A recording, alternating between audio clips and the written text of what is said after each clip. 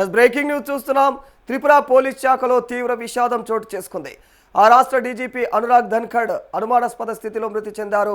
అగర్తాలోని police ప్రధాన కార్యాలయంలోని తన ఛాంబర్లో ఆయన విగత జీవితంగా కనిపించారు. ప్రాథమిక సమాచారం ప్రకారం తుపాకీతో కాల్చుకుని ఆత్మహత్యకు పాల్పడినట్లుగా అనుమానాలు వ్యక్తమవుతున్నాయి.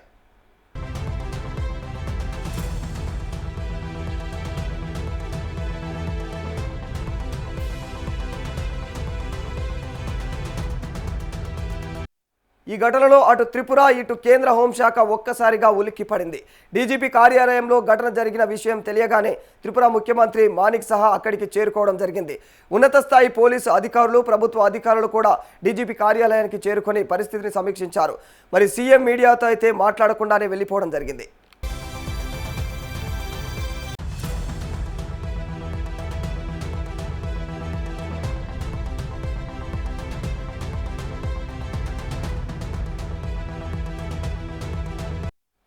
అయితే ఘటనపైన అధికారిక వివరాలు వెలువడకపోయినా ప్రాథమికంగా ఇది ఆత్మహత్యగా అనుమానిస్తా ఉన్నారు.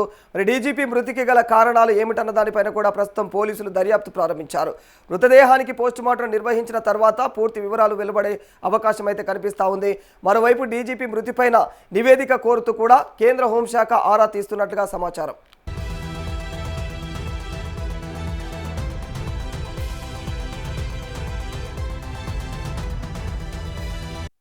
అనురాగ్ ధన్ఖడ్ 1994 బ్యాచ్కు చెందినటువంటి త్రిపుర క్యాడర్ ఐపీఎస్ అధికారి. 2025 మేలో త్రిపుర డీజీపీగా బాధ్యతలు స్వీకరించారు. అంతకుముందు ఆయన డీజీపీ ఇంటెలిజెన్స్గా పనిచేశారు. తన సుదీర్ఘ పోలీస్ కెరీర్లో త్రిపుర పోలీసులో అయితే పలు కీలకమైనటువంటి పదవులు నిర్వహించారు ఆయన.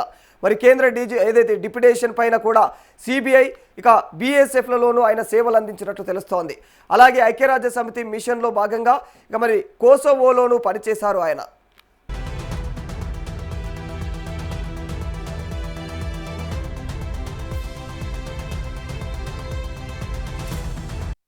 డీజీపీ స్థాయి అధికారి, అది పోలీస్ హెడ్ క్వార్టర్స్ కార్యాలయంలోనే మృతి చెందడం ఇంకా మరి త్రిపురలో అయితే తీవ్రమైనటువంటి సంచలనంగా మారిపోయింది. ఇది ప్రస్తుతం పోలీసులు ఘటనకు సంబంధించినటువంటి అన్ని కోణాల్లో కూడా దర్యాప్తు చేస్తూ ఉన్నారు.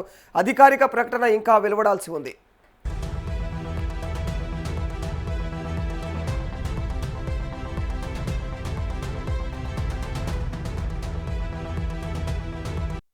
శాఖాపరమైన ఒత్తిళ్ల లేదంటే వ్యక్తిగత సమస్యల అనే కోణాల్లో కూడా పోలీస్ శాఖ అయితే దర్యాప్తును జరుపుతూ ఉంది.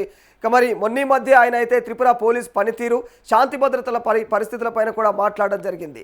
పోలీసులు వృత్తిపరంగా అయితే పనిచేస్తూ ఉన్నారని, శాస్త్రీయ ఆధారాలతో దర్యాప్తులకైతే ప్రాధాన్యత ఇస్తున్నారని చెప్పేసి ఆయన తెలియజేయడం జరిగింది.